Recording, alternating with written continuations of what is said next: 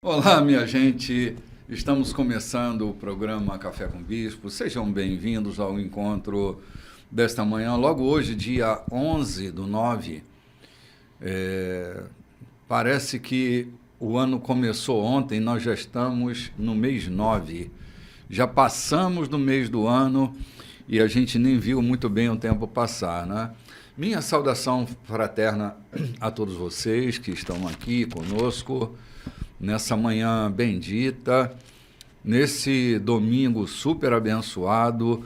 Minha saudação a você, querida irmã, querido irmão, vocês que estão tomando café conosco ou estão nos dando carona aí, né, na movimentação do seu carro. Saúdo vocês com paz e um domingo muito abençoado. Estou aqui na companhia da minha querida amiga, a irmã Loide Nogueira. Loide, bom dia, querida. Bom dia, meu bispo. Bom dia, pastor João. Bom dia a todos vocês que estão aí do outro lado. Olha, eu quero mandar hoje um abraço bem especial para os Ubers, né? Porque eu sempre estou andando com eles e muitas vezes a gente ali no Uber está pregando o evangelho. Sim, verdade. Dando uma palhinha e apontando o nosso programa Café com Bispo. Sim. Então, abraço para vocês, viu? Lorde, não vamos entrar em confusão. Abraço para o pessoal do taxismo também, né? Também. Ou seja, abraço para todos que estão aí, sempre são pessoas tão carinhosas, tão gentis Tanta conosco. gente boa, né, Tanta cara? gente boa que nos abraça e manda Verdade. beijo para vocês, abraço para vocês.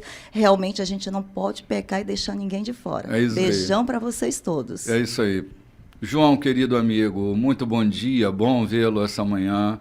Bom dia, meu querido bispo, bom dia, nossos companheiros de programa que estão espalhados por toda essa São Luís, Maranhão e mundo afora.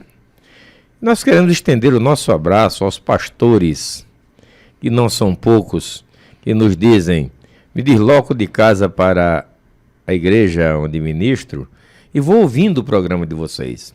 Então nós queremos hoje dizer-vos que, se quer aproveitar todo o programa, haja visto o curto espaço entre a igreja e a sua casa, não dá para ouvir todo, que ele vai estar no Instagram a partir das 9 horas de hoje, não é isso? Sim, exatamente. A partir das 9 horas. YouTube. No YouTube, a partir das 9 horas de hoje, ele vai estar integralmente, você pode assistir e participar dele. Mas voltando ao que estamos fazendo, eu confesso que já estou sentindo saudade da areia Da montanha. da montanha, porque estamos há vários domingos sentados ao sopé daquela montanha de areia, junto ao mar de Genezaré, e ouvindo as doces palavras do Mestre. E ontem à noite eu ficava pensando, por que Jesus estava fazendo aquilo? Queria aparecer por acaso? Estava ganhando o que com aquilo? Fiquei parte da noite pensando e lembrando o amor do nosso Mestre em mudar o mundo, em mudar a mentalidade das pessoas, em fazê-los viver com dignidade. Vejam que o nosso objetivo muitas vezes é confundido quando nos sentamos como pastores para tentar fazer o cristão chegar no céu. E nestes 3 capítulos do livro de Mateus, Jesus está tratando da vida cotidiana, do procedimento do homem junto ao outro homem. E o capítulo que nós vamos entrar agora fala exatamente disso, julgamento, fala daquilo que no nosso procedimento. Então, entendo que essa é parte, ou é muito mais do que parte da nossa missão aqui na Terra, fazer com que o homem viva dignamente. Sim. Reinar em vida é uma tarefa, João, que todos nós que de alguma forma exercemos influência sobre a vida das pessoas, será nossa tarefa, né? Ajudá-los a reinar em vida, a assumir o controle de suas vidas, governar as suas vidas, não só nos momentos de simplicidade, mas também nos momentos de alta complexidade. Ensinar a reinar em vida será nossa tarefa. Outro dia a gente estava falando sobre isso. Nossa missão não é povoar o céu, nossa missão é trazer o reino. Essa é a missão principal da igreja, trazer o reino em toda atividade que a igreja estiver envolvida, seja numa cirurgia lá no hospital, seja no atendimento de um cliente no balcão, seja lá onde for, que a predominância da cultura do reino se estabeleça por meio da igreja, né? E essa será a nossa missão. Então, bendito o Sermão da Montanha, porque Jesus estava ensinando ali os homens a reinar em vida. Uhum. Essa era a condição, né? Não era preparando eles para irem morar no céu.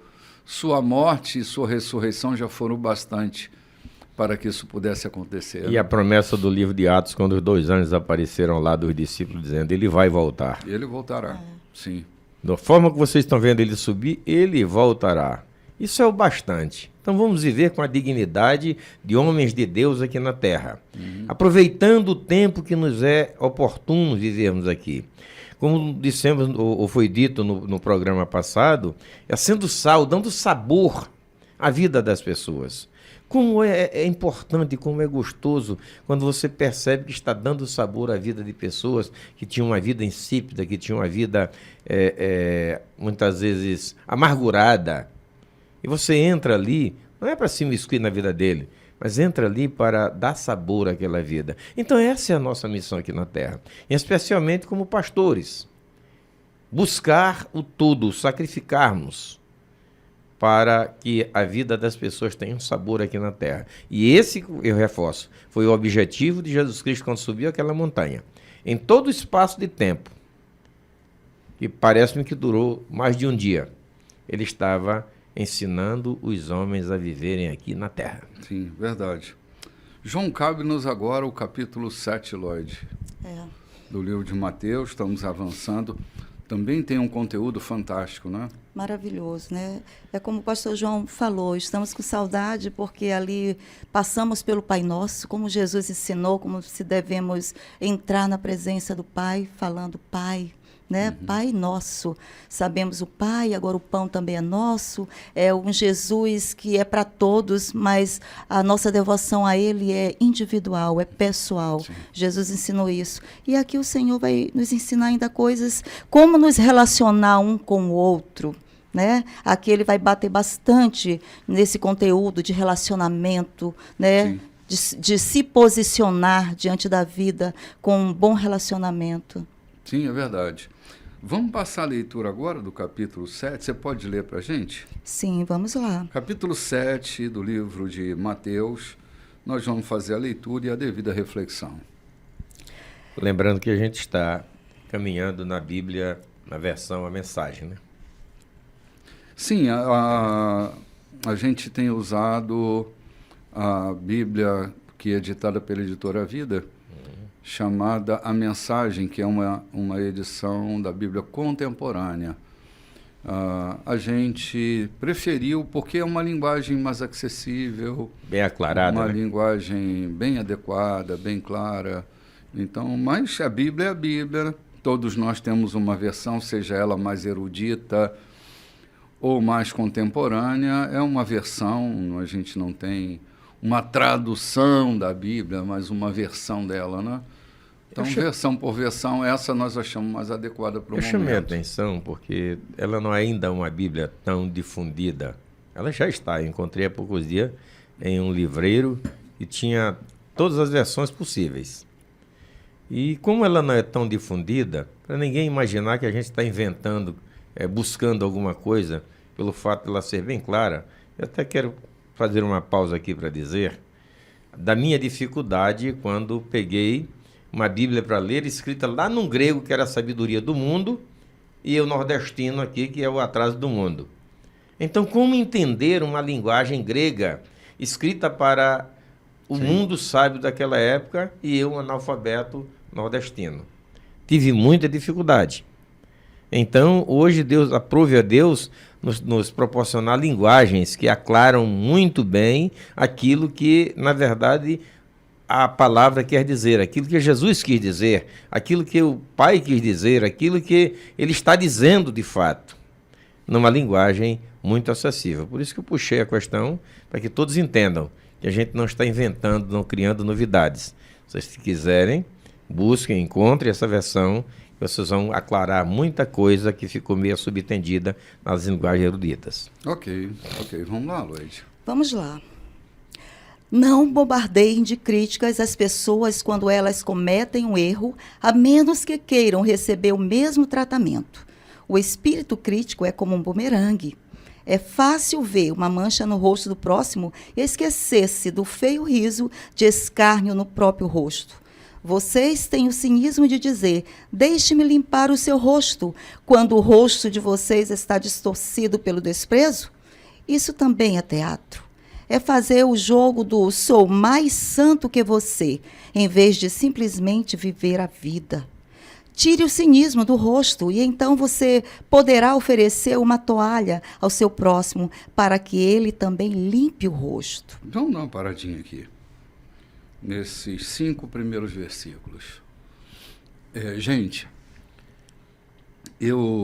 essa semana ainda, enquanto tomava banho, eu pensava, eu gosto de pensar, eu gosto de elaborar ideias. E eu estava pensando exatamente nisso. Onde está a nossa compaixão, João? Por onde anda a saudosa compaixão? Aquela que devia estar habitando o coração da igreja. E a gente tem dificuldade de encontrá-la. Quer encontrar a compaixão? Na casa dela, ela não tem se encontrado, dizia o poeta Renato Chaves Moreira. Ela não tem se encontrado na sua própria casa. Isso tem me preocupado, porque a criação de uma sociedade cínica está bem diante dos nossos olhos. Essa coisa de parecer ser... Jesus era o santo que ninguém tinha medo de se aproximar dele. Nem uma mulher ou um homem de reputação duvidosa tinha medo de se aproximar dele. Mas eu confesso a vocês que os santos da igreja contemporânea, eles dão medo, eles nos assustam, porque eles estão ávidos por encontrar profanos e incendiá-los na fogueira de suas línguas. Parece que a Idade Média é aqui. E Jesus nos diz: não bombardeiem de críticas alguém que você vê pecar. Precisa ter compaixão. Tentar buscar entender o porquê é que aquilo está acontecendo. Encontrar os motivos, se eu quiser. Mas não está no lugar de um cínico crítico que sequer olha para os seus próprios botões e estão prontos e ávidos, feito aves de rapina, para destruir a reputação de quem quer que seja. Ora. Esse não é definitivamente o papel da igreja. Jesus está instruindo. Esse não é o papel da igreja. A igreja exerce o papel do acolhimento, da compaixão, do amor sincero, de um amor não cínico, de um amor sem vilões presentes orquestrando os romances que esse amor consente. É papel da igreja ouvir sem crítica, acolher com respeito, seja lá quem for e a hora que for. Me lembro, João, na casa de Simão, o leproso, que Jesus é convidado, lá está, e alguém bochicha no ouvido de Simão, dizendo: olha, se aquele cara fosse profeta mesmo, saberia que a mulher que está ali lavando os seus pés, enxugando com os cabelos dela, é uma mulher de reputação duvidosa. Simão, emprenhado por essa conversa, se aproxima de Jesus, e Jesus olha para Simão e diz: Simão, engraçado, eu cheguei aqui, e desde que eu cheguei, Tu não me honrastes. Tu não enviastes um escravo sequer para lavar os meus pés e enxugá-los. Essa mulher que você chama de reputação duvidosa, desde que eu cheguei, não cessa de lavar os meus pés e enxugá-los com seus cabelos. Que reputação duvidosa é essa?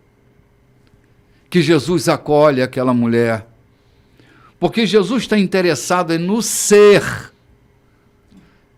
Ele reconhece e identifica a aflição do ser.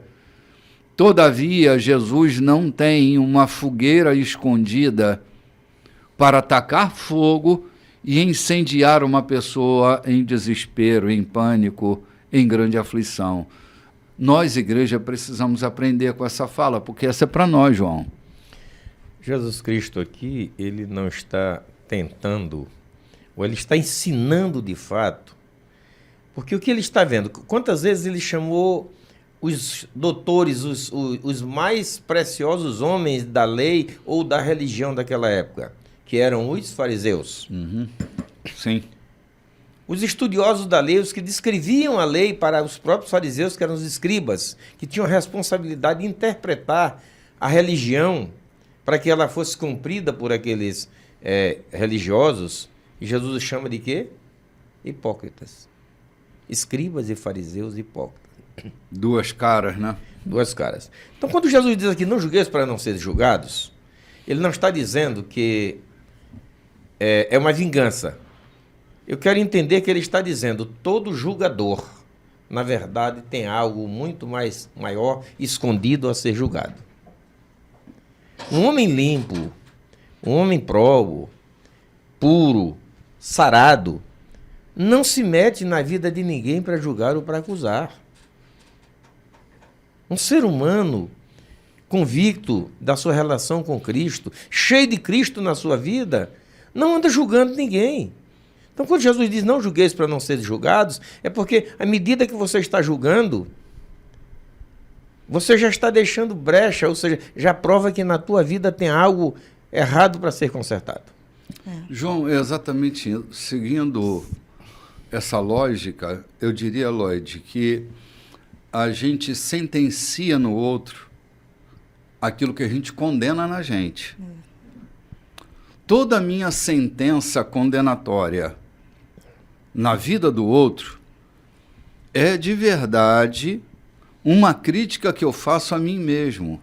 Porque, como disse João, uma pessoa que é resolvida em si, ela não perde tempo criticando a vida das pessoas.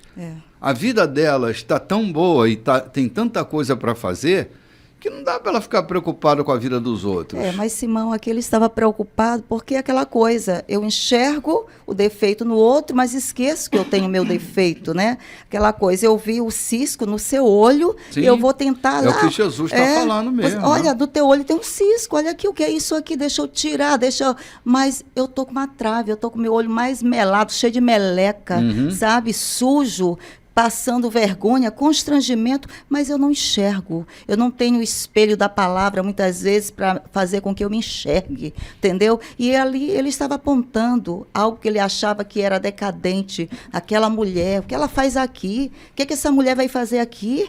Olha, se ele soubesse quem essa mulher é, ele nem falava. Assim tem pessoas que apontam as outras. Olha, que você está andando com fulano. Você ainda está nessa igreja? O que você está fazendo aí? Entendeu? Quer dizer, apontando traves, apontando defeitos de igreja. Isso é totalmente feio, deselegante, sabe? Apontando coisas, enquanto existe ciscos no meu próprio olho. E eu sozinho não posso tirar, porque muitas vezes vou tentar tirar um cisco do meu olho, afunda. Ele afunda e no dia seguinte o meu olho está mais inflamado ainda. Aquilo que eu olhava mais ou menos, agora não olho mais, porque o meu olho cresceu, porque o cisco afundou. Eu preciso da ajuda de alguém para tirar o cisco do meu olho. Ou então vá para o espelho, que é a palavra. Que é a palavra, o espelho da palavra. Que o espelho da palavra, eu vou lá e vou, onde é que o cisco está? Né? Mas aqui Jesus está dizendo, olha aqui, Simão, tem um cisco no teu olho.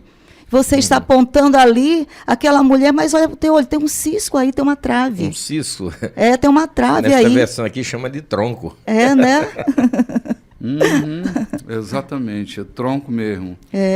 Gente, o próximo versículo que a gente vai ler é muito impactante. Jesus hoje é tudo impactante, bispo. Tudo aqui hoje é impactante, não verdade, Verdade. Porque ele vai chamar de sagrado o que muita gente está profanando. E é possível que a gente esteja profanando sagrados e sacralizando profanos. A falta de discernimento em fazer distinção entre o santo e o profano, João, tem sido a causa de muitas confusões, de muitos erros cometidos e de muitos atrasos nas nossas reflexões. Então, vamos prestar atenção no que Jesus vai falar sobre essa questão do santo e do profano, porque isso pode ajudar muito a gente a ter uma vida mais consistente no Evangelho, né? Olha lá, cara, o versículo 6. Não desrespeitem o sagrado. Gracejos e tolices não agradam a Deus. Não reduzam os santos mistérios a frases de efeito. Na tentativa de sobressair e de agradar, você pode usar esses subterfúgios, mas estará abrindo porta para o sacrilégio. Não barganhem com Deus, sejam objetivos, peçam aquilo de que estão precisando. Não estamos num jogo de gato e rato, nem de esconde-esconde. Se seu filho pedir pão, você o enganaria com serragem? Se pedir peixe, iria assustá-lo com uma cobra viva servida na bandeja? Maus como são vocês, não pensariam em algo assim, pois se portam com decência, pelo menos com seus filhos. Não acham, então, que Deus, que os criou com amor, fará ainda melhor? Aqui está um guia simples e objetivo de conduta. Pergunte a você mesmo o que quer que os outros façam a você, e então faça o mesmo a eles. Na verdade, nisso se resumem a lei e os profetas. Ponto.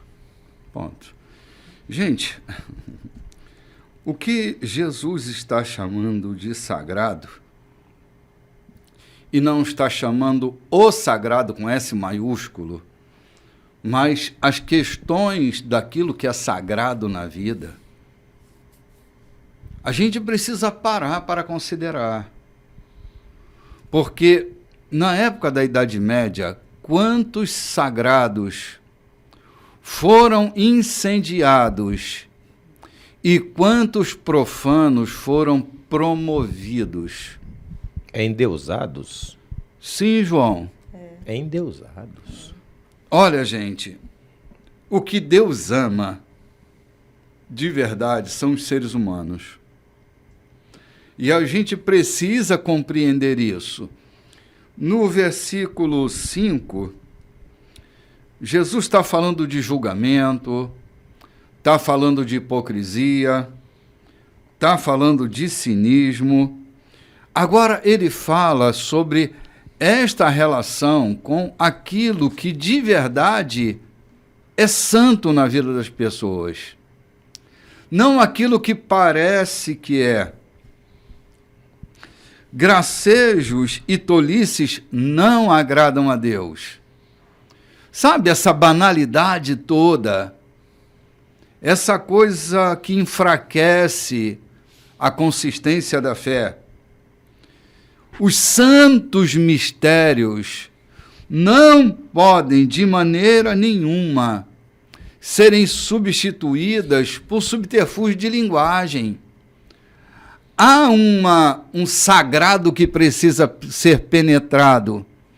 Há um sentido que precisa ser dado que não é profano, é completamente sagrado, é completamente santo.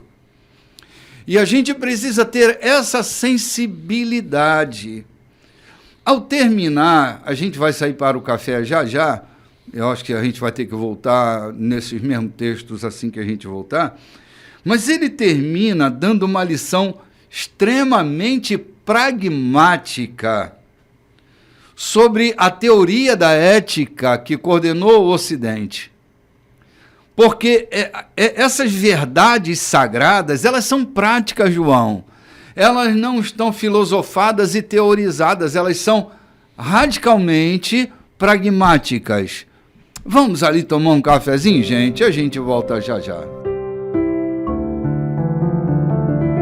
Pois é, gente, nós saímos, fomos ali tomar o nosso cafezinho e voltamos para refletir sobre essa coisa da hipocrisia, da ironia, que tanto corrompe aquilo que é santo na vida da gente, né, Loide e João? Como que essa coisa tem se encarnado tanto, né?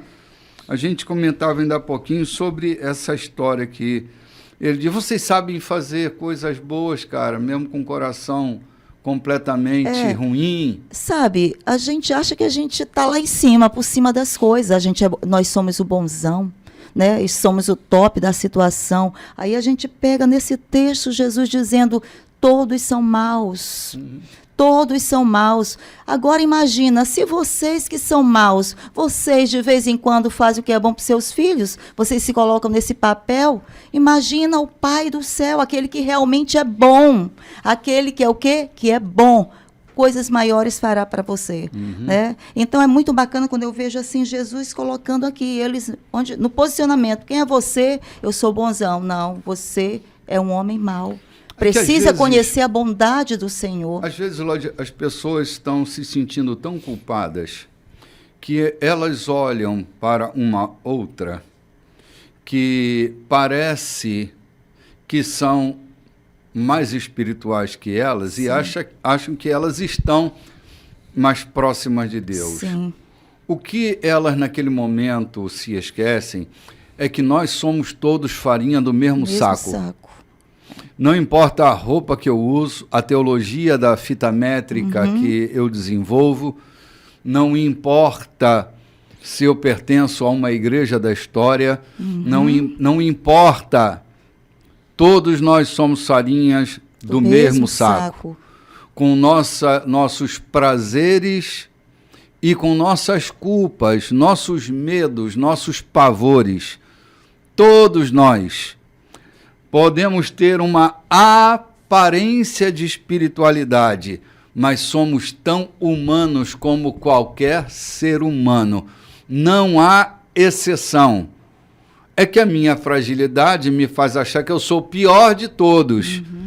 Mas todos nós somos os piores de todos.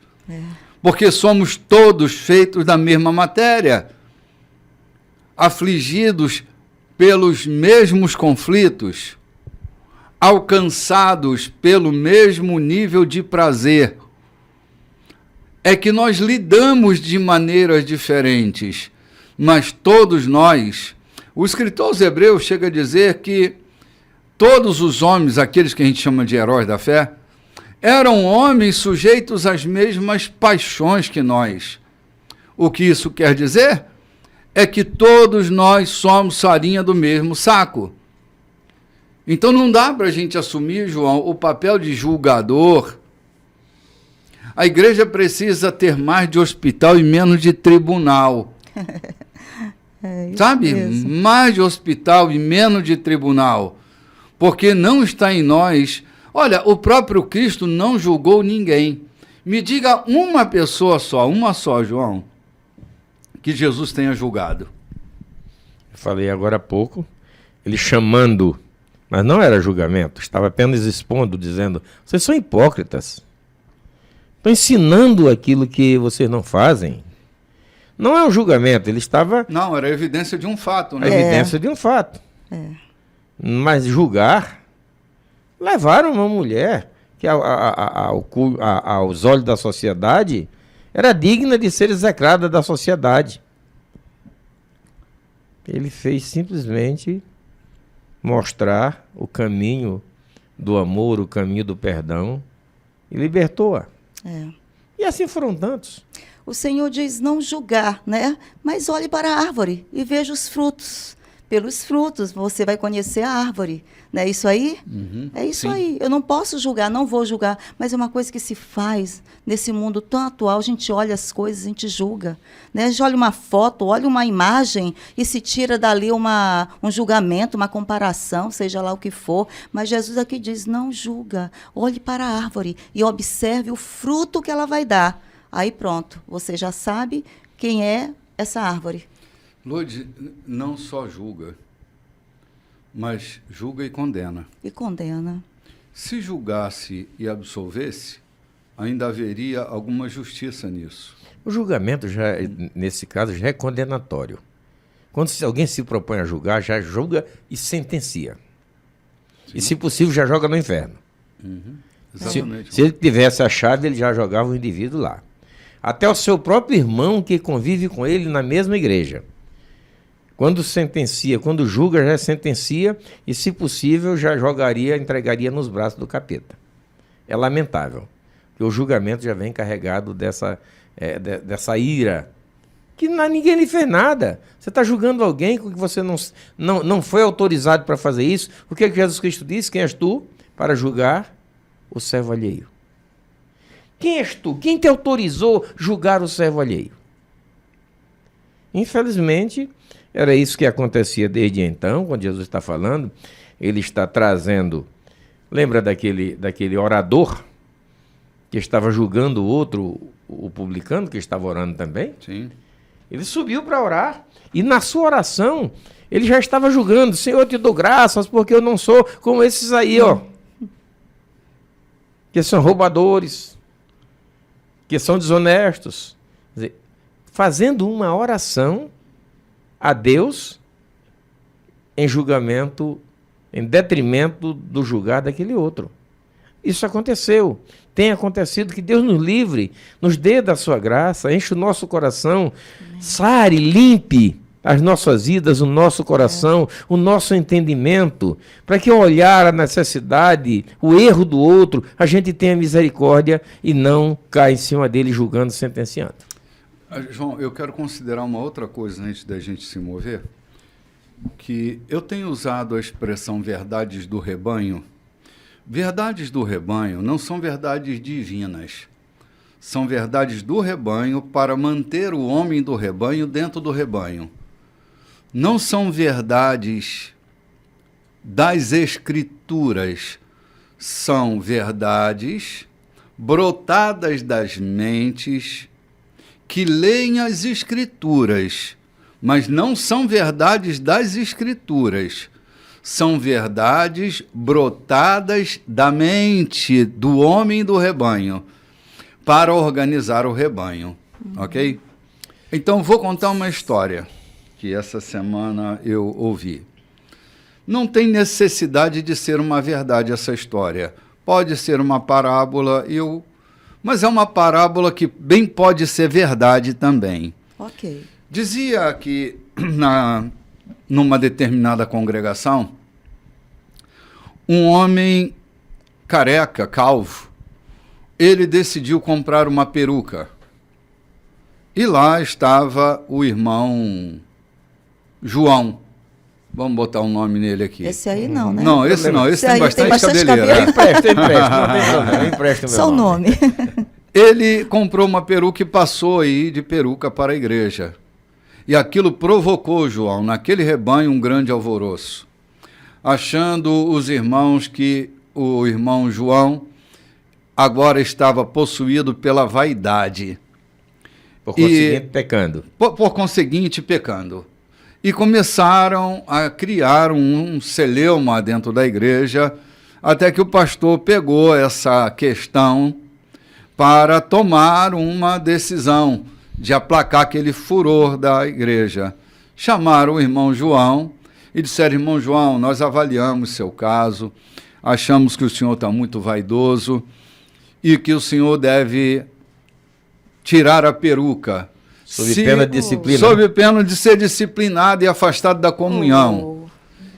E ele disse: meus irmãos, tudo que eu quero na minha vida é manter a minha comunhão com Deus, a minha comunhão com Jesus. e por causa da peruca eu vou ter que abrir mão da comunhão, não vale a pena, né? Ele disse, tudo bem, eu estou disposto a abrir mão da minha peruca, desde que todos vocês abram mão de suas dentaduras. Suas pererecas, né? Então, assim, entende, cara? Eu não sei se esse acontecimento foi verídico, né? Mas não importa, bem pode ter sido. E de outras formas, isso representa uma verdade.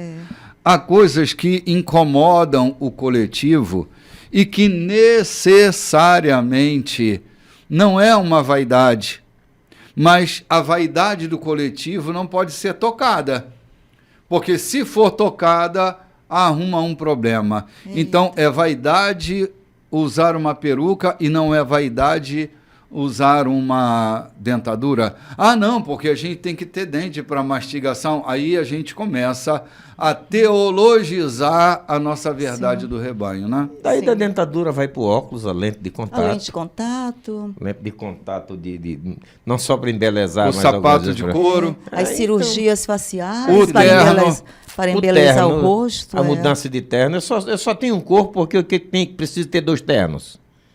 É na mínima, uma loucura. Aí a gente começa, o irmão botou a peruca e a gente começa a cair na peruca do irmão. Sim. Exatamente, João. São essas coisas que a gente precisa ter muito cuidado. A gente está coando mosquito, engolindo camelo de novo. Não julgueis para não ser julgado. João está na mesma cultura dos fariseus. Exatamente. Olha o que Jesus diz, que a lei e os profetas se resumem nisto. Não façam aos outros aquilo que vocês não gostariam que fizesse com vocês. Pronto. Gostariam de ter misericórdia com vocês? Ou então usa de misericórdia com o outro. Gostaria de ser execrado publicamente? Não, eu não gostaria. Pô, então não execre o outro. Gostaria que fossem mais compassivo com você? Sim. Então seja compassivo com o outro. Gostaria de ser envergonhado publicamente? Gostaria de ser difamado? Gostaria de ser maltratado? Então não difame, não maltrate o outro. Aquilo que eu falei de princípio, não julgueis para não ser julgado. Quando Simão julga aquela mulher, não foi mistério nenhum. Jesus chama a atenção de Simão para dizer, Simão, por que tu estás fazendo isso quando tu procede diferente ou tu procede pior? Não é um milagre. Às vezes a gente imagina, não julgue para que não seja julgado. Ou seja, eu faço um julgamento em oculto e lá adiante eu pago essa conta. Não, a coisa está bem perto, bem claro. O meu julgamento pode incidir na descoberta da minha hipocrisia. Sem mistério nenhum. Naturalmente, como foi na casa de Simão. Naturalmente. Enquanto eu estou fazendo isso, acontece o meu julgamento, ou então a minha hipocrisia está sendo... Eu estou desnudando.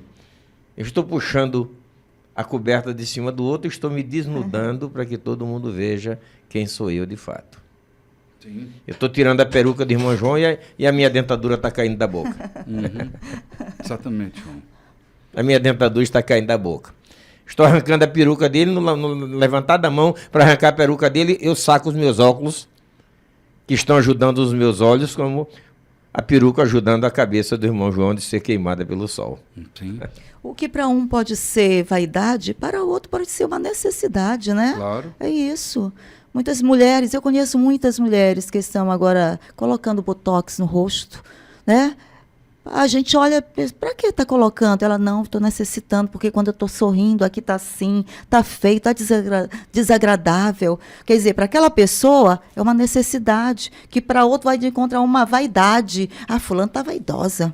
Né? Mas para outra não, ela está se olhando no espelho e está dizendo, estou tão feia, preciso melhorar a minha aparência. Para outros, como eu tenho a orelha grande.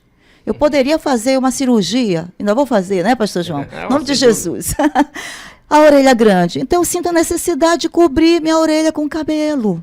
É uma necessidade que eu sinto. entende? Mas para outro pode dizer, a Luíde só vive arrumando esse cabelo, é vaidosa, toda hora ela pega esse cabelo, é vaidade. Mas nós não podemos confundir uma necessidade com uma vaidade. Sim. Na verdade é que o bispo está dizendo aqui, aquilo que a gente falou de princípio. Todo e qualquer exagero, toda e qualquer crítica dessa natureza esconde uma pessoa insatisfeita consigo mesmo. Justamente. Esconde alguém que tem uma sequela. É. Uma pessoa sarada. Eu passei muito tempo tentando identificar como é que a inveja se processa, o que é de fato a inveja. Descobri que ela é a mãe de todos os males, da fofoca, da desunião, de tudo. Mas, no fundo, ser invejoso não é querer ter o que o outro tem. Ter inveja não é querer ter o que o outro tem, é querer que o outro não tenha aquilo que eu não tenho. Entenderam? Sim, João. A realidade, a síntese da inveja é essa. Não é querer o que é do outro, mas é não querer que o outro tenha aquilo que eu não tenho. Nós trabalhamos na mesma empresa e o meu companheiro foi promovido com um salário dobro do meu, aí a inveja sobe, porque o meu não foi promovido, o meu salário não subiu. Então, essa é a inveja. Então, todas as pessoas críticas, normalmente, têm uma pitada de inveja ali, porque ele não consegue chegar naquele nível. Ele até queria botar um botox, mas ela não tem coragem. Ela tem medo de se expor. E aí ela cai matando aquela que põe o botox. Ela gostaria de pintar o cabelo, que está ficando branco. E por falar em pintar o cabelo, com todo respeito aos demais irmãos, eu digo que homem pintar o cabelo é negar a felicidade de ter vivido tantos anos. Olha. João, então acho que eu vou pintar o meu. É negar a felicidade de ter vivido tantos anos. Entende bem? Esse é o meu entendimento. Homem que pinta os cabelos está escondendo a felicidade, o gozo de ter vivido tantos anos. Não obstante, com a mulher é o contrário. Eu costumo dizer, aqui mudando um pouco a conversa, que a mulher tem vaidade por natureza e isso não faz parte de uma arrogância, de uma prepotência, de um snobismo. É natureza.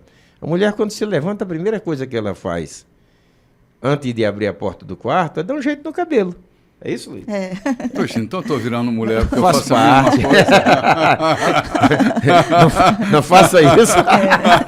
Não faça. Eu também faço. Mas eu estou me reportando a mulher. Eu também faço. A minha escova de cabelo está bem na ponta do balcão, na saída da minha porta. Né? É o nosso lado feminino aflorado. É o nosso lado. Isso. Eu gosto. Eu gosto de andar bem penteado, eu gosto de andar bem vestido. Eu gosto naturalmente. Isso aí é um gosto, não é uma vaidade. Não me sinto precioso, não me sinto mais bonito que ninguém. Eu sei que o meu rosto é rústico, mas eu gosto de tratar bem dele. Eu acho que toda pessoa que se considera aqui sarado se trata de fato. Há muita gente que não se trata para poder falar do outro que está se tratando. Ó, viu? São qualidades temperamentais procedimentos temperamentais, eu chamo de qualidades não saudáveis, não apreciáveis. Eu não chamo de defeito de ninguém. Por trás de toda crítica tem uma dor, né? Tem uma Sim, dor. E aquele gatilho, quando é despertado, né? Há uma acusação, há uma culpa, há tudo ao mesmo tempo. Aquela pessoa, para não chamar para ela atenção, chama a atenção do outro. Olha isso aí como está em ti. Mas, na verdade, o cisco está no meu olho. Sim, às vezes é um juízo sem nenhuma justiça. É juízo sem justiça. E agora veja uma coisa. Nós chegamos aqui dizendo que Jesus está falando de coisas terrenas, né? De como viver na terra. E a gente está entrando em coisas tão simples, mas que incomodam, né? Uhum.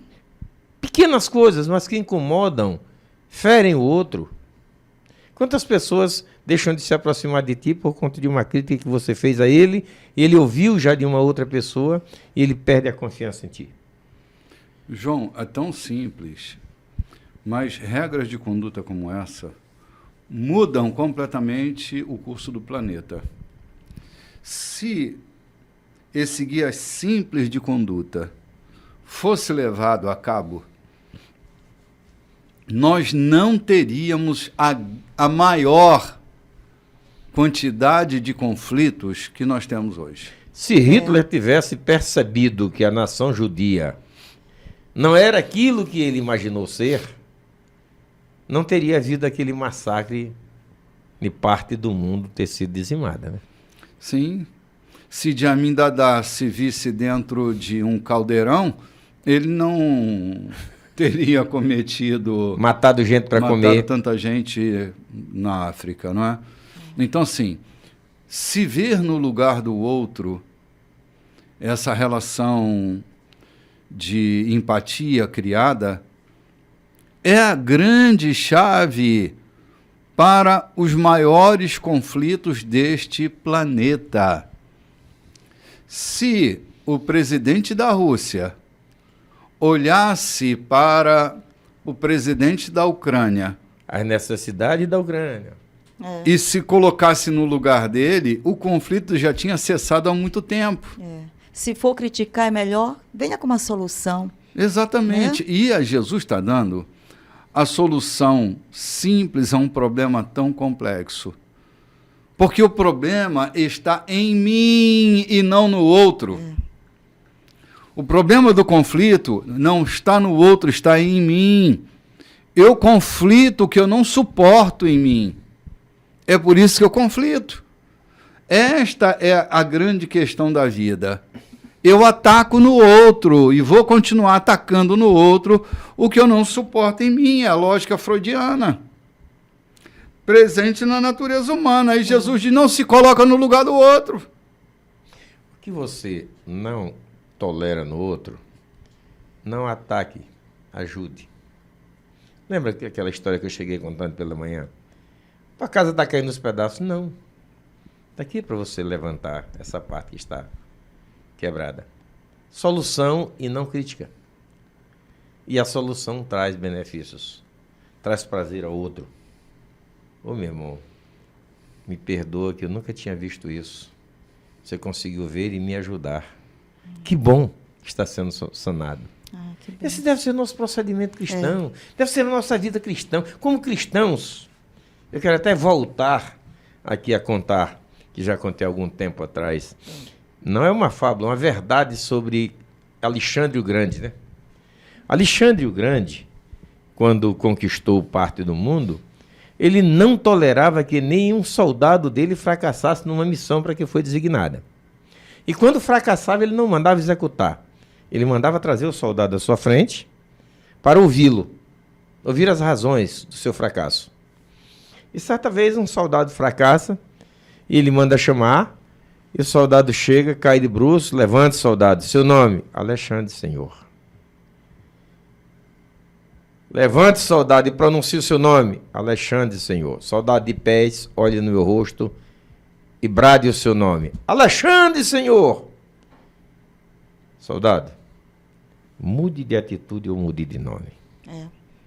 Então, nós que nos chamamos cristãos, para conduzirmos esse nome de cristão, precisamos, na verdade, entrar pela palavra, conforme Jesus está dizendo, a não julgar, é atitude de cristão. O julgamento é atitude de anticristão. Então, por que estamos usando o nome de cristão quando não podemos ver ninguém errando, que estamos execrando, matando, tirando o couro, mandando para o inferno, fazendo qualquer coisa com ele? Isso é atitude de anticristão. Ou mudemos de atitude para sermos chamados cristãos, ou então cai na história do sal que vai para o lixo. Seria não julgar a pessoa, mas a atitude da pessoa, bispo? Não é necessariamente o estabelecimento de um julgamento, de uma condenação. A gente não está de olhos fechados quando a gente examina os fatos, mas nós não somos juízes das pessoas. A gente tem racionalização na conduta da gente. A gente está vendo e percebendo as coisas e distinguindo o que é certo e o que é errado.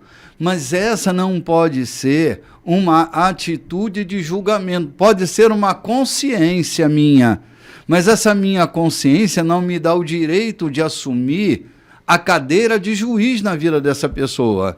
Isso. Então, assim, eu tenho que distinguir o santo do profano para ser saudável na vida. Mas ao distinguir o santo do profano, não me dá o diploma de julgador. Isso. Eu tenho que encontrar o que é certo e o que é errado em mim, não no outro. Eu posso ter uma consciência de que o outro está errando, mas eu não sou o seu juiz. A consciência de certo... Por isso é assim, eu tenho que tratar de mim, resolver minhas questões. E se eu resolvo as minhas questões, eu sou leve no trato com o outro. E capaz de resolver a dos outros. Sim, exatamente, ajudá-lo a encontrar um caminho, porque eu me encontrei o meu caminho. Eu estou ali para ajudar o outro a encontrar o caminho. Jesus podia ter julgado essa mulher que o João citou ainda há pouco, a que foi pega em flagrante adultério. Todavia ele fez? Não. Não.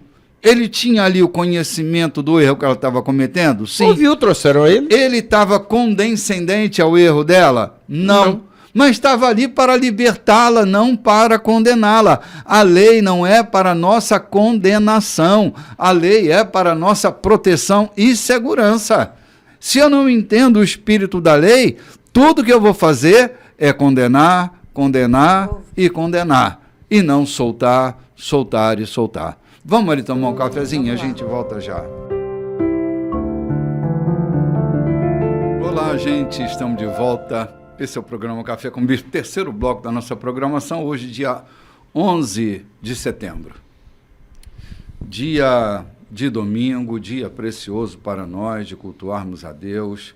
Tivemos no domingo próximo passado a nossa mesa eucarística, né, João? Um tempo tão agradável. Tem sido um tempo tão bom, o Espírito de Deus tem nos acolhido, nos sacudido, nos acordado, tem nos feito companhia. E quando a gente está reunido aqui, há uma graça de Deus no meio da congregação, há uma sensibilidade no ar.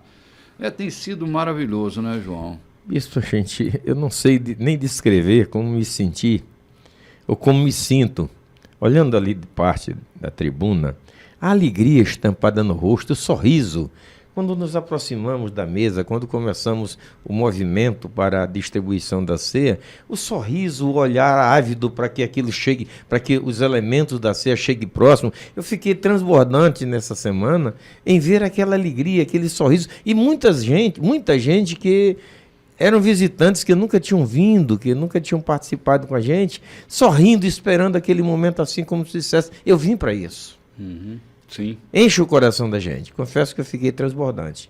Até escrevi uma mensagem na segunda-feira seguinte dizendo, eu ainda estou sobre o efeito êxtase daquele momento eucarístico de ontem. Aqui tem êxtase mesmo. Não um comprimidozinho, né? Mas tem um êxtase no coração de ver tanta coisa boa acontecendo. Dá vontade de fazer culto todo dia, né, João?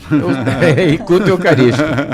Mas eu quero voltar a lembrar que no próximo domingo nós teremos o nosso café da manhã, café colheita, convidando a todos vocês para fazerem como tem feito, ou muito mais, trazendo gente, seus amigos. A comida é farta, o que é trazido tem sido tão farto, e a gente quer muito mais pessoas aqui com a gente para ouvir. Há um compartilhamento da palavra, há um abraço, há um sorriso, há um encontro que há tanto tempo não se vê, enfim. É um congraçamento muito gostoso o café da manhã. Por favor, não perca. Verdade, nós esperamos João, vocês. Verdade. Lorde, nós já estamos aqui. Jesus, no versículo 12 do capítulo 7 de Mateus, ele está dizendo, esse é o guia simples. Sabe o que me recorda esse guia simples, João? Aquele título do livro Em Seus Passos, o que faria Jesus. Isso é resolver grande parte dos problemas. Nós temos duas grandes resoluções. Colocar Jesus ali naquele passo que você ia dar, e a outra é colocar-me no lugar do outro. Nascer para lá da fronteira. É sentir na pele do outro aquilo que eu deveria sentir antes de estabelecer qualquer tipo de juízo sobre o outro. Essas duas questões éticas simples substituem muitas leis,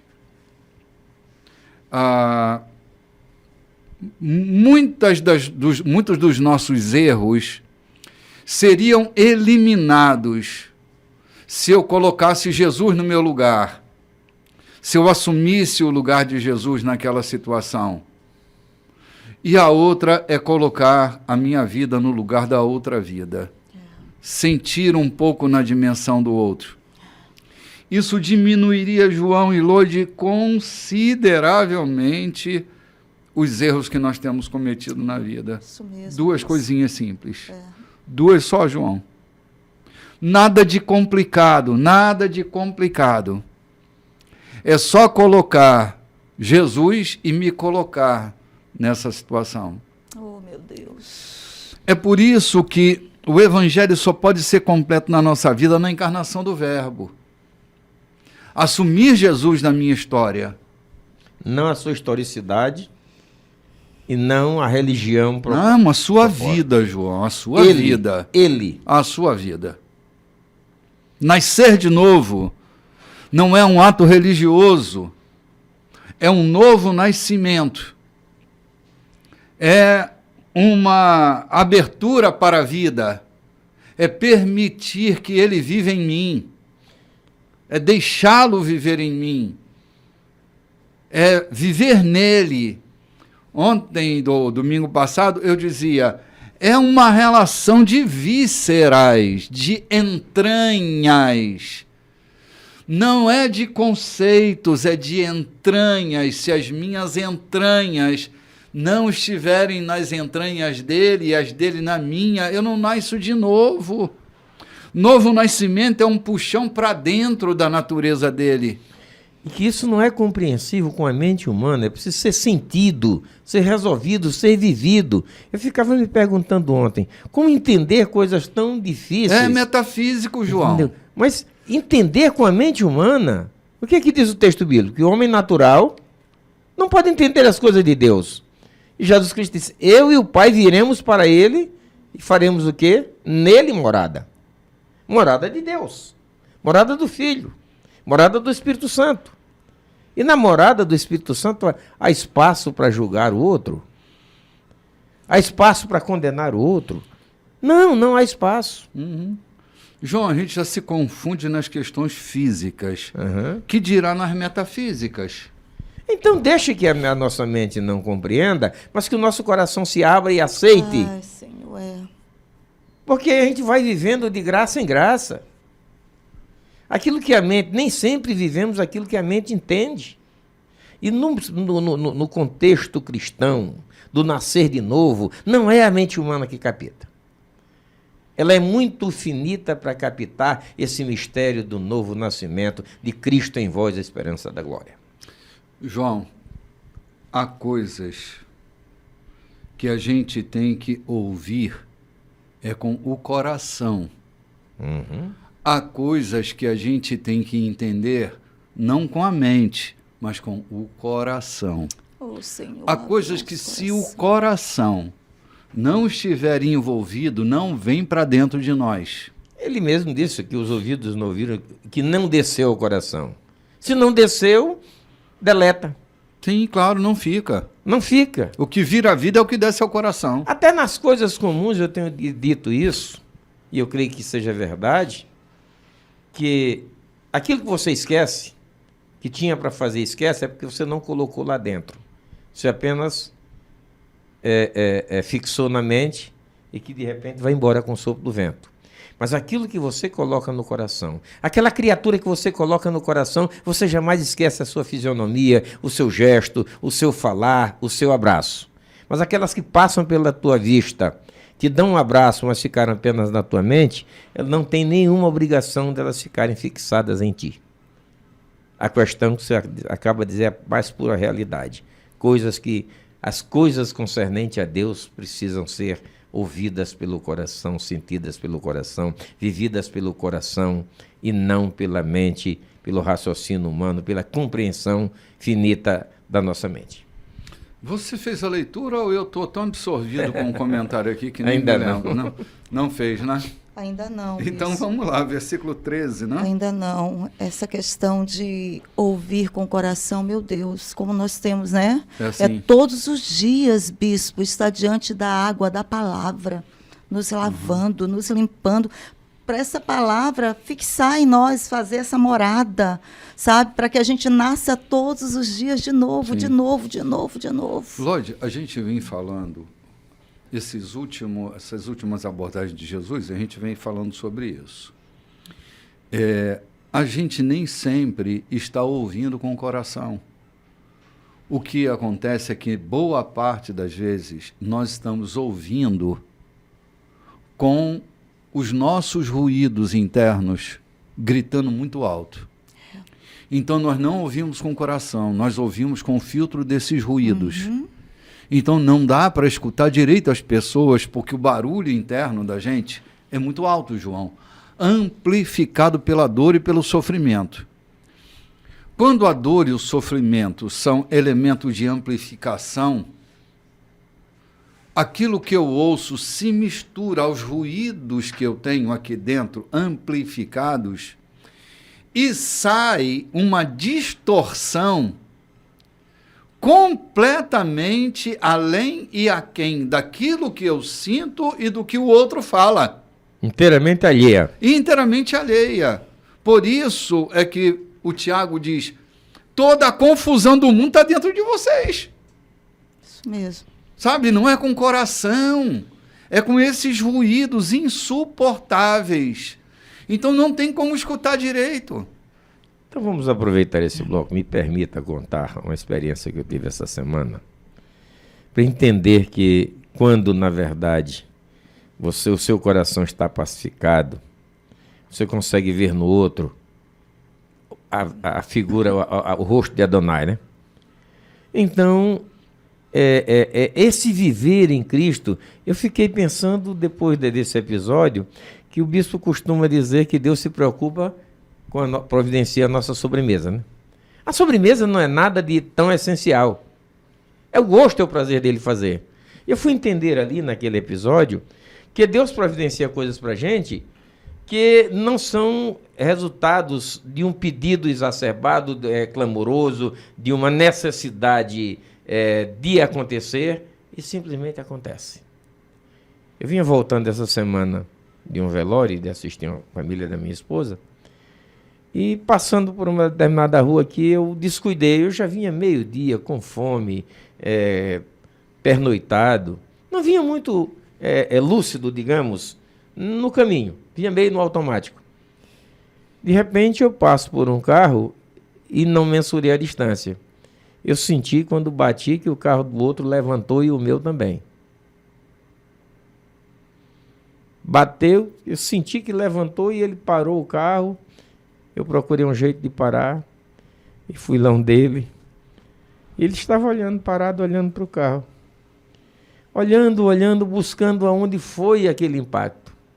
E eu cheguei com ele e fiquei ali aproximadamente alguns minutos, procurando onde tinha sido o impacto dos carros terem batido. A senhora dele saiu, olha para mim e diz, mas no seu está batido. Ele disse, esquece o meu, eu estou preocupado com o de vocês, foi eu quem provoquei. Ele disse, mas aqui não tem nada. Aqui não tem nada. Eu disse, eu também não estou vendo. E ele parou, ficou boquiaberto. E a minha esposa chorando lá dentro do carro, vendo que nós estávamos conversando amistosamente, ela chorando porque ela sentiu o impacto, e o impacto foi forte.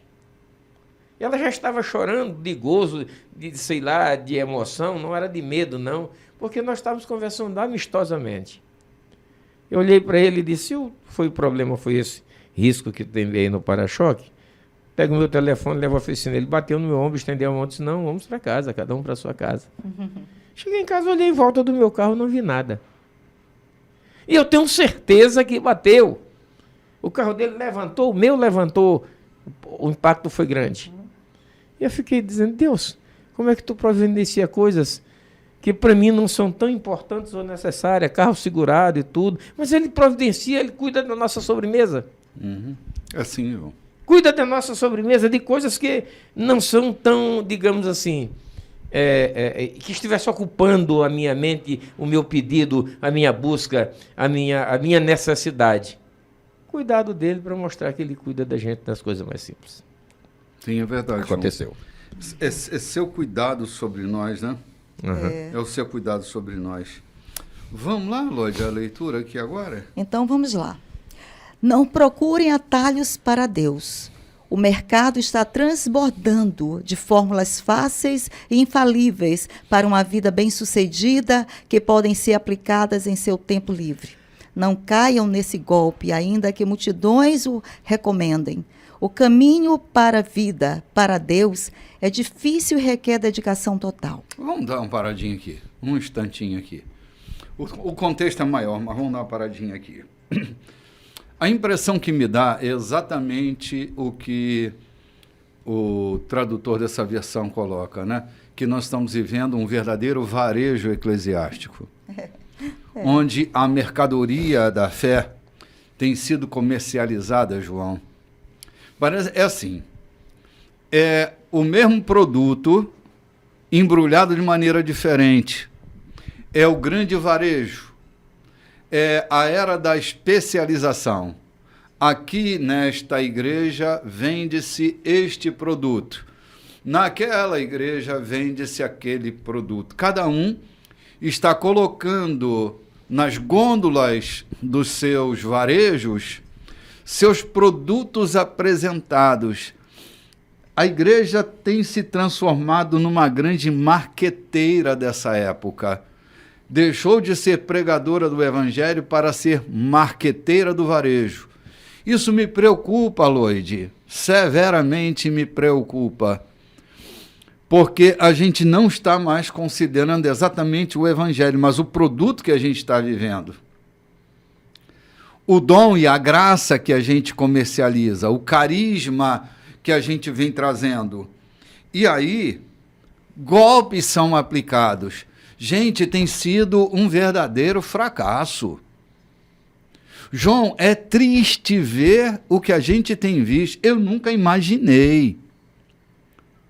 Eu sou cristão há muitos anos e eu nunca vi em toda a história a expressão do ridículo como eu tenho visto hoje. Com o advento da internet, isso se amplificou muitas vezes mais. E é feio o que anda acontecendo. Jesus parece que é o que menos importa. Jesus virou garoto propaganda dessa gente no argumento e na sustentação dos seus discursos, né? O caminho para a vida, o caminho para Deus, é difícil e requer muita dedicação. Eu diria que assim, não é muito difícil e nem requer muita dedicação. Requer minha vida toda. Requer tudo. Requer tudo. Não é que é muito difícil. Muito difícil, eu já falei.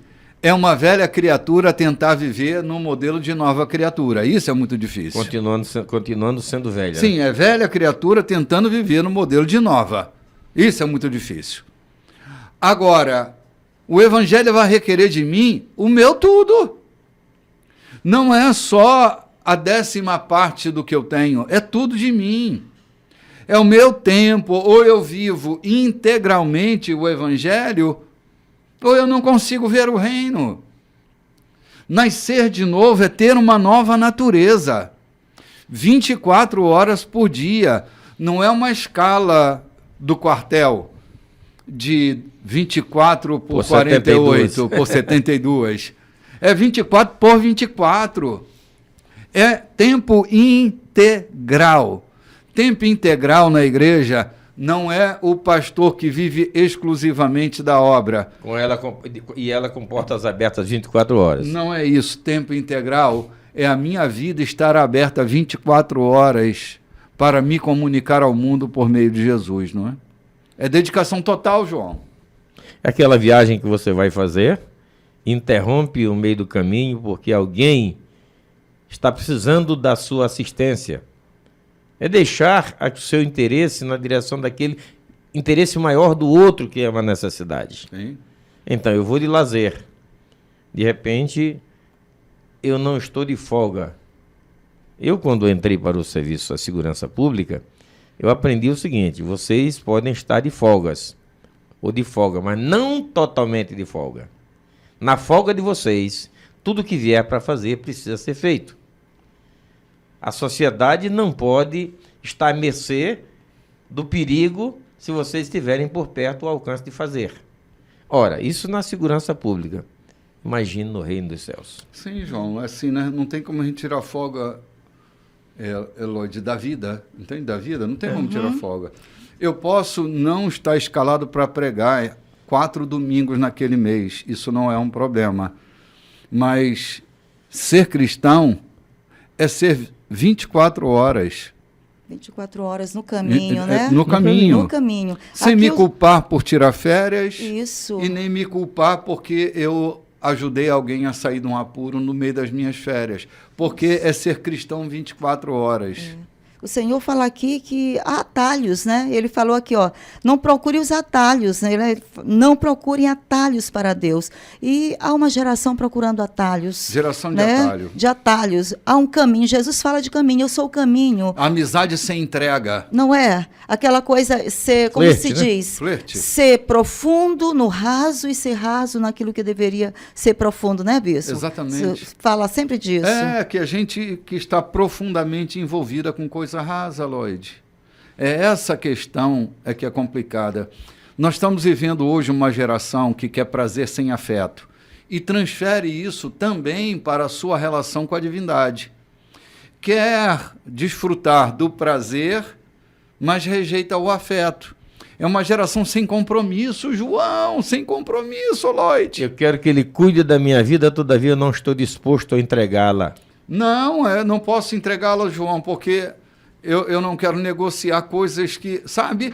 Não quero perder o controle. Tu lembra que diz que o reino é feito, aquele homem que encontrou uma pérola preciosa, vendeu tudo, para comprou aquele né? campo para adquirir aquela pedra. No reino é assim, ou eu entrego o meu tudo, é prazer com afeto. Não é prazer sem afeto. Eu vou ter que estar implicado com meus afetos nessa relação de prazer com Deus. Não existe atalho. Atalho é a busca do prazer sem afeto. É isso aí. E ele não tem atalho. E ele diz que há uma multidão indo pelo atalho. Claro, minha irmã. Porque o atalho é largo. Claro. É prazeroso, é espaçoso. Existe glamour no atalho. As luzes estão piscando no atalho. E isso vai atraindo as multidões. Aí ele diz, olha, mas existe o caminho também estreito. É preciso se dedicar com tudo. É com tudo. O evangelho é o caminho do tudo. Da real e total entrega. Lloyd, nós estamos vivendo hoje uma inversão terrível de valores. Não é uma implicância o que eu vou falar, não, mas é só uma reflexão. Não tem de verdade, não tem implicância. O homem, o maior influenciador dessa época, ou de todas as épocas, o maior influenciador influenciou 12 pessoas. Eram seus seguidores. Hoje, os influenciadores, que têm milhões de seguidores, não influenciam o que aquele que influenciou 12 produziu no seu leque de influência. Por quê? Porque aquele que influenciou 12 influenciou a vida deles, impactando a integralidade delas. E como a gente, nessa era, é a era que busca o prazer acima de tudo e fugindo dos afetos. O prazer imediato. Sim, você lembra assim, logo que se iniciou o movimento das redes sociais, tinha um fenômeno que eles chamavam de fenômeno casulo. Ou seja, o cara ficava em casa e fazia a compra, assistia filme, ia ao fórum, tudo no modo Casulo. No modo casulo, de dentro de casa. As compras chegavam, a roupa chegava, ele não ia. Pois bem, no início desse movimento, nós passamos a ver um fenômeno. as pessoas continuavam desenvolvendo prazer pelas coisas, mas elas não queriam ser afetadas pelas outras. Até sexo passou a se fazer de forma virtual, buscando prazer, mas sem afeto, sem ter que olhar no olho, sem ter que conversar. Atalhos, tamponamentos, é o que eu tenho insistido tanto. Atalho é um tamponamento para evitar atravessar a aflição do vazio que nós sentimos. Se ao invés de atravessar eu tampono, o que vai acontecer? Eu vou continuar dando alongamento ao meu sofrimento. Atalho nunca foi uma boa coisa. Atalho nunca será uma boa coisa, principalmente quando se trata da minha relação com Deus. Porque é processual, né? Um caminho. Existe processo. Sim, é um processo. É. E não tem como dar salto dentro de processo de amadurecimento. Não tem. É etapa que tem que ser cumprida. É. Olha, toda banana. Eu trabalhei quando era criança numa feira, vendendo banana. A gente colocava a banana no carbureto, né? Lembra do carbureto? Não sei se ainda usa isso, mas usava, né? Botava a banana no carbureto. Cara, mas não era a mesma banana. Amolece, mas não amadurece. Não, mas não tem sabor, João, não tem qualidade. É isso que está acontecendo nos cristãos da contemporaneidade. Estão perdendo o sabor, João. E estão se carburetando para poder... Não, esse é um evangelho de carbureto, não é processual, não muda de verdade a vida das pessoas como deveria. A gente vai ali tomar um cafezinho e volta já já. Olá, gente, estamos de volta ao quarto bloco da nossa programação. Estamos aqui diante dessa fala de Jesus. Ele está dando autenticidade ao Evangelho, autenticidade à relação dos homens com eles mesmos, dos homens com Deus. E nós estamos aqui no versículo 15 do capítulo 7. Um texto forte. Como dizem os marqueteiros, um texto forte, Brasil! Um texto forte, Brasil. Presta atenção. Ou agora a voz da Lloyd Nogueira, a radionovelista da colheita, que vai fazer a leitura do texto. Por favor, Lloyd, dê a tua contribuição. Versículo 15 do capítulo 7.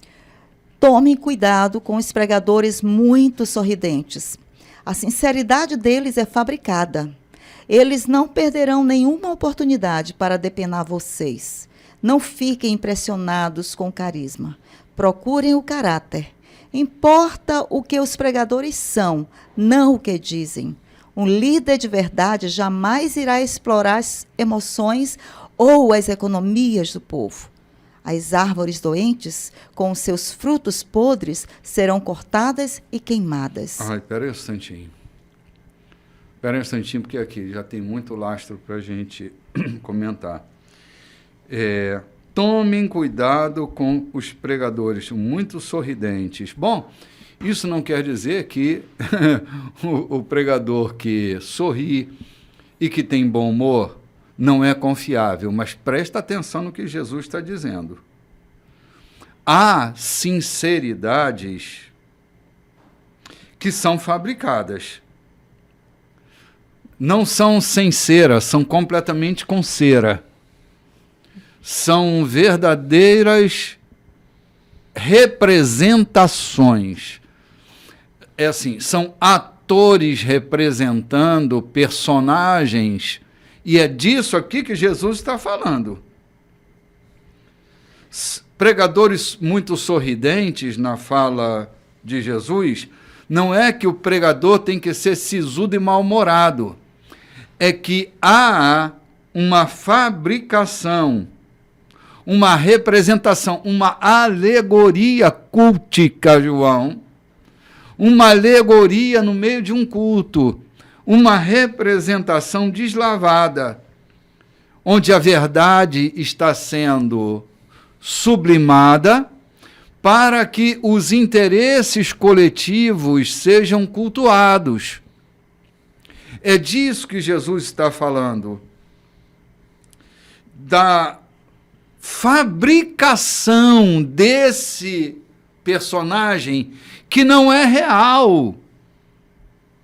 É de um carisma, João, criado, inventado. Não é esse carisma vindo de Deus, é um carisma que vem da habilidade humana para entreter e se oportunizar. Na verdade, não é um culto, é um ambiente de entretenimento, onde o achacamento do bolso desse povo está sendo visto. Essa é a denúncia de Jesus. Eu estou entendendo que, além desse pregador itinerante, ou que por acaso veio visitar a sua igreja, ou se promoveu fazendo campanhas, etc., ele também está falando daqueles que se fixam, que criam movimentos. É tanto que nós vimos o Jim Jones, o que ele fez com aquela multidão de gente. Mas muito antes disso, Gamaliel fala de Judas, né? Um certo Judas e o Teudas, se dizendo ser alguma coisa, rebanhou muita gente. Então Jesus está falando de pessoas bem próximas. Talvez fizesse ali quantos anos? Depois da morte de Cristo, depois desse sermão. Não transcorreram 20 anos. O Gamaliel fala de um Teudas que se levantou e arrebanhou muita gente. Devia ser um cara simpático. Sim. Mas um carismático. E de repente foi disperso, foi preso e todo mundo se dispersou. Falando de pessoas que levantam ministérios, e nós aqui não estamos criticando o ministério de ninguém. Deus o faça prosperar, aqueles que são de fato arraigados no próprio Cristo, mas não são apenas de pregadores que passam.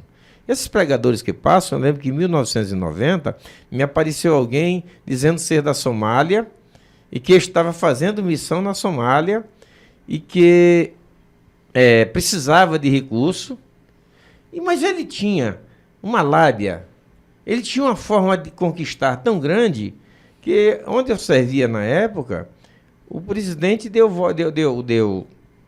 oportunidade para ele na tribuna e ele fez uma mensagem, ele fez digamos assim, uma representação tão bem feita, um teatro tão bem montado. Tão bem montado. E terminou a oferta, eu fui para a tesouraria, que eu auxiliava na tesouraria, e quando termina o culto, o presidente passa e diz para mim, qual foi a renda?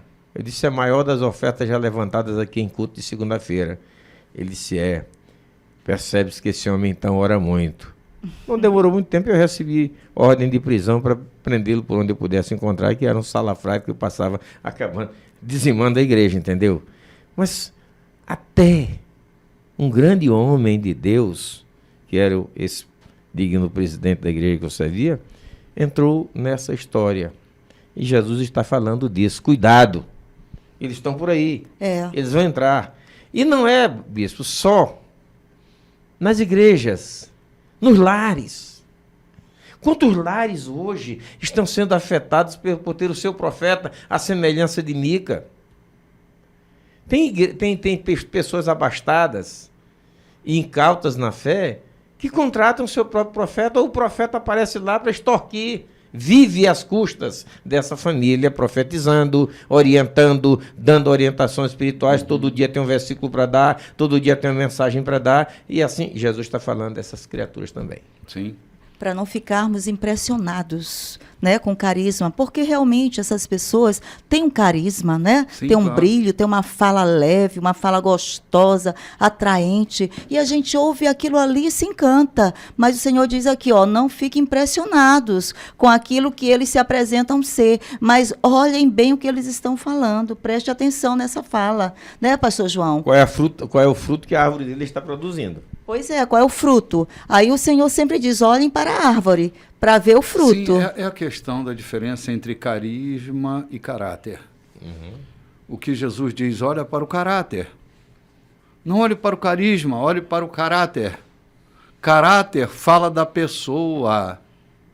O carisma não. Não, isso mesmo. O carisma pode ser uma representação e só uma representação. Por isso é que ele diz aqui, eles exploram emoções e economias. Uhum. Ele é especialista em economia. Ele explora a economia psíquica das pessoas. Começa por aí. E a economia financeira delas. São os dois grandes mundos, porque abalado emocionalmente, eu estou vulnerável.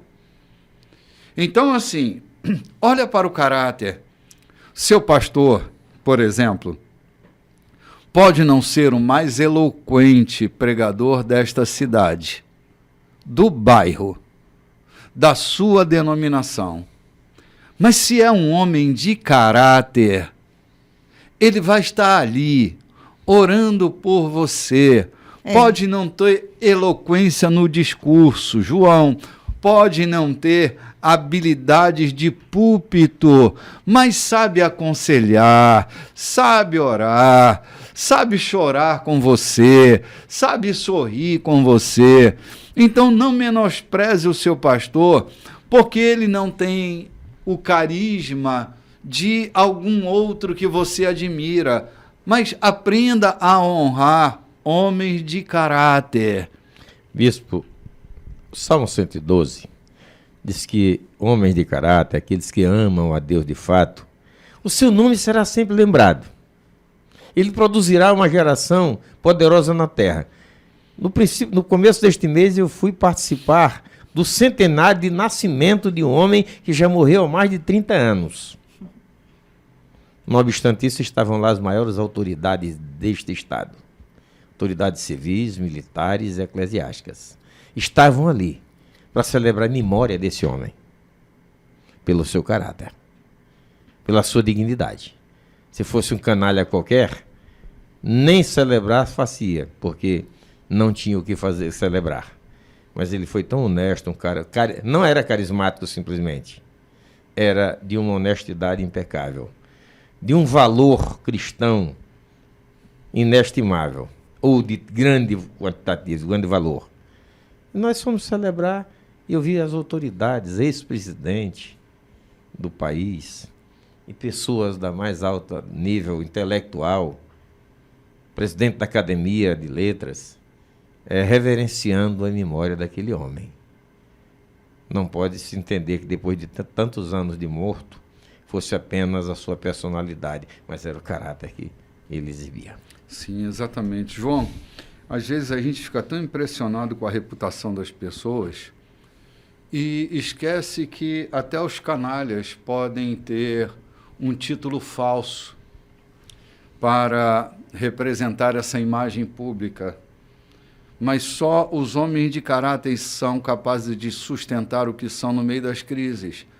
Olha, Lloyd, crise revela o caráter de um homem. Revela mesmo. Esses falsos profetas, esses mercadores do evangelho, normalmente não suportam pressão.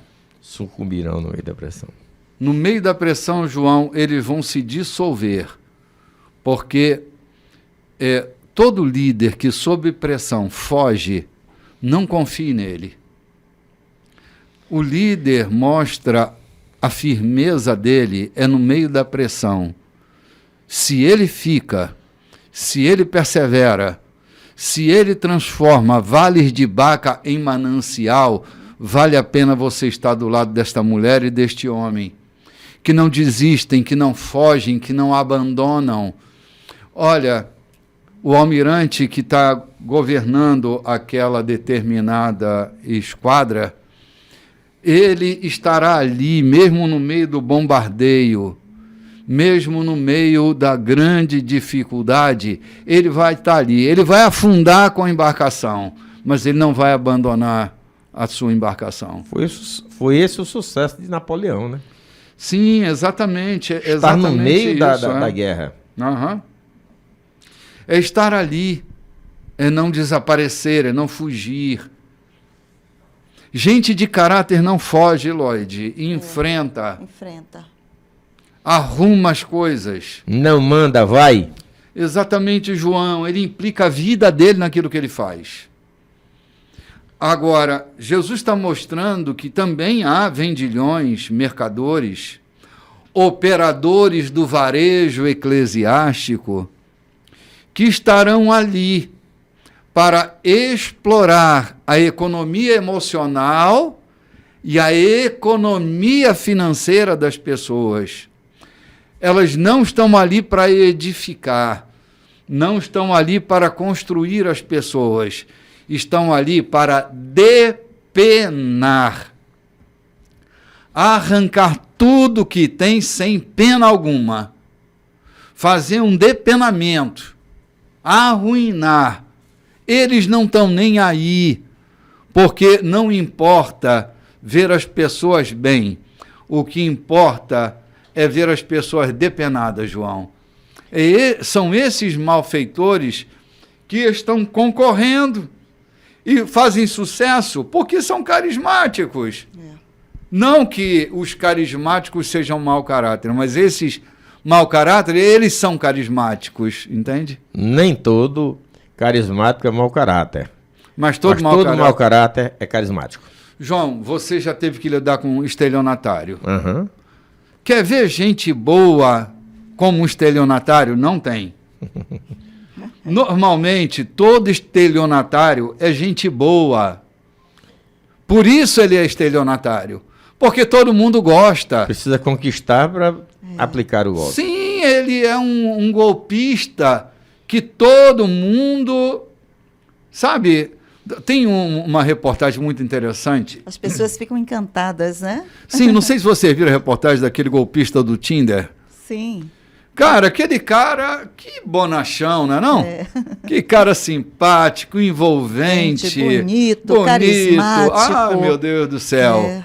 Mas um golpista. Rapaz, se o cara é golpista e não é gente boa, vai dar golpe em quem? Então, todo estelionatário é gente muito fina. É gente muito boa, por isso é estelionatário. Bem apresentável. Ah, claro, sempre se veste muito bem. Perfumado, perfume caro, sapato roupas caro. Roupas da moda, da onda, como diz. Ou como diz Jesus aqui, vestidos com pele de ovelha, ou seja, simplicidade, aparentando simplicidade, aparentando humildade, trazendo uma pele, um pelo de ovelha muito bem lavadinho, muito bem limpinho. É outra estratégia. É outra estratégia. É sim, João. Fazendo-se, mas não são.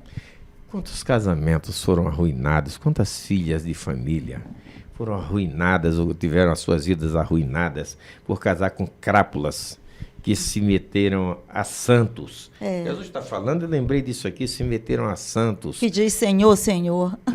Meu Deus, quantos eu já pude aconselhar, já pude tratar. Na minha própria casa já fui vítima disso. Homens que se dizem cristãos, que têm a Bíblia na ponta da língua, que têm uma descendência, que vem de uma descendência de pastores e etc. Eu já lidei muito com isso na minha vida profissional. Lidei dentro da minha casa. Pessoas com essa pele de ovelha, com esse carisma cristão, enganando filhas de bem, moças ingênuas de bem. E hoje, pela misericórdia de Deus, foram resgatadas, mas tiveram parte das suas vidas arruinadas por isso. Sim. Eu quero aproveitar, quando Jesus está falando disso, aos pais de família provarem. Nem todo mundo que nasce na igreja, que se cria na igreja, que vive na igreja e nunca se desviou, é um bom partido para casar com a sua filha. Tenha muito cuidado com isso. Nem toda moça que nasceu na igreja, que se criou segundo as doutrinas da igreja, aprendeu a ser de fato uma digna esposa. O Senhor fala aqui, eu já vou até começar porque está muito interessante. Olha aqui, ó. Ele fala que é como saber uma senha, a senha correta. Isso que o senhor está falando, pastor João. É como saber a senha correta. Por exemplo, Senhor, Senhor, não levará vocês a nenhum lugar comigo. O que se requer é obediência, é fazer o que o meu Pai deseja. Posso até ver a cena no juízo final, milhares vindo em minha direção e se justificando. Senhor, nós pregamos a mensagem, expulsamos demônios e todos diziam que nossos projetos eram patrocinados por Deus. Sabem o que eu vou responder? Vocês perderam a oportunidade. Tudo o que fizeram foi me usar para virarem celebridades. Vocês não me impressionam nem um pouco. Fora daqui. Cara, eu vou lembrar aqui mais uma vez aquilo que a gente vinha falando antes um cadinho. Assim, tá lotado aqui na barra de rodagem do WhatsApp, do Instagram. Toda hora alguém diz assim, Deus mandou eu te dizer, não pare esse vídeo porque eu tenho uma mensagem de Deus para você. Tem nada. Tem nada. Deus mandou te dizer a senha. Deus não mandou nada. Sabe, é gente querendo ser famosa, fazendo-se garoto propaganda de Deus. Não tem, Deus não mandou dizer nada, Lorde. É um escândalo, é uma aberração. Esses meninos não têm autoridade divina nenhuma na sua fala. É uma tentativa de se tornar celebridade nas redes sociais. Não por serem meninos, mas porque, na verdade, não aprenderam nada. A gente vê pelo conteúdo da mensagem que não tem nada que, na verdade, condiga com aquilo que ele quer dizer. Sim, é meninice, João. É coisa de menino. É menino velho, mas é menino. É tem como menino... Paulo falava, né? Quando eu era menina, eu fazia essas coisas de menino. Sim. Mas agora eu cresci. Eu me tornei um adulto. Lloyd, não tem nenhuma intenção em trazer uma mensagem divina. Por favor, preste atenção nisso. Não é o desejo de apresentar a fala divina. O desejo é ser famoso porque tem uma fala divina. Eu lembro, eu citei isso algum tempo atrás, eu conheci um homem que ele veio se apresentar, né? E estendeu a mão, eu me apresentei e ele disse, eu sou o pastor que Deus usou para ganhar Jesse Valadão. Olha como que ele se apresenta a mim. Ele é o pastor que Deus usou para ganhar Jesse Valadão. Ele não tinha nome, até hoje eu não lembro o nome dele, mas eu sei que ele é o pastor que Deus usou para ganhar Jesse Valadão. Ele está tão desplugado dele mesmo, que ele está mostrando para mim que ele é um garoto propaganda que Deus usou para ganhar Jesse Valadão. E Jesse Valadão é o garoto propaganda dele. Exatamente, o ministério dele está ligado a isso. Ligado ao Jesse Valadão. Então, onde está a autenticidade? Onde está o Cristo? Onde está o Cristo nessa história? Gente, nós não estamos brincando de palavras, não estamos ofendendo quem quer que seja, mas estamos refletindo sobre essas sérias palavras de Jesus. Quantas confusões, porque alguém assumiu de forma fake, falsa, uma voz divina para não perder o prestígio, João. Profecia nenhuma. Era uma forma de se expressar para não perder o prestígio. Quantos negócios mal-sucedidos, casamentos mal-sucedidos, feitos porque Deus mandou ele fazer. Vírgula, mandou o diabo que mandou. Deus não mandou coisa nenhuma. Escolhas nossas. Deus só abre nossos olhos. Deus não decide por nós. Ele nos instrui no caminho que devemos andar, escolher. É isso que Deus faz. Agora, presta atenção. Vai viver o evangelho integralmente. Sabe, se torne amigo de Deus. Se torne companheiro de Deus. Pare de buscar uma visão de ficar... Olha, Deus é meu contatinho. Toda vez que eu estou em aflição, eu vou orar. É tipo, eu ligo para ele, é domingo à noite, eu não tenho com quem sair, eu vou lá no meu caderninho de anotações e vou ver meus contatinhos. E Deus está lá, arrolado entre seus contatinhos. O que Deus quer não é ser o contatinho da tua vida. O que Deus quer é uma relação comprometida, séria, de casamento, de aliança. É 24 horas de compromisso, é tempo integral. É Deus agindo em você, por meio de você. É Deus na sua vida e você na vida de Deus. Isso não quer dizer que você não possa confiar em pessoas, em amigos, que Deus determina e prepara para lhe receber e direcionar naquilo que você precisa de um direcionamento.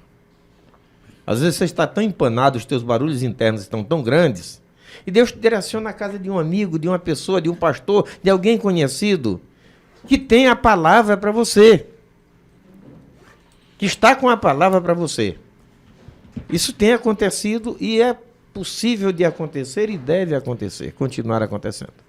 Agora, é uma temeridade, João. Uhum. Quando a gente vive sem palavra nenhuma de Deus e essa palavra tem que estar na boca de alguém. Não ter a palavra em nós é o grande fator complicador, João. Porque aí a gente vai atrás dos micas da vida e se perde completamente na nossa jornada. Tenha a palavra ardendo no seu coração, seja amigo de Deus, íntimo de Deus, faça dele o teu confidente e você vai ver que a vida é muito mais séria, muito mais profunda do que você imagina. Gente, terminamos a nossa reflexão de hoje, paramos aqui no versículo 23, né, Luiz? Semana que vem a gente volta no versículo 24 do capítulo 7. Isso aí. Mas terminando aqui, quero convidar você para estar conosco terça-feira agora, às 19 horas pontualmente, no @Igreja da Colheita, o nosso Instagram, numa live que nós chamamos no Divã da Graça. É um tempo surpreendente, cada vez mais temos tido gente ali conversando, comentando, assistindo. Você é nosso convidado. 19 horas, terça-feira. E também nas quintas, né, João? Nas quintas, o culto de oração às 19h30. E não esqueça o café da manhã no próximo domingo. Estaremos juntos. Lloyd, forte abraço. Bom você estar com a gente hoje. Foi maravilhoso. Muito obrigada, viu, por essa oportunidade de crescer juntos, de estar aqui na Igreja da Colheita, onde eu faço parte, a igreja que eu amo, trabalhando juntamente aqui com Café com o Bispo. Okay. E olha, não perca o próximo, ok? Obrigado pela carona. Forte abraço. Bom fim de semana. Bye, bye. Shalom.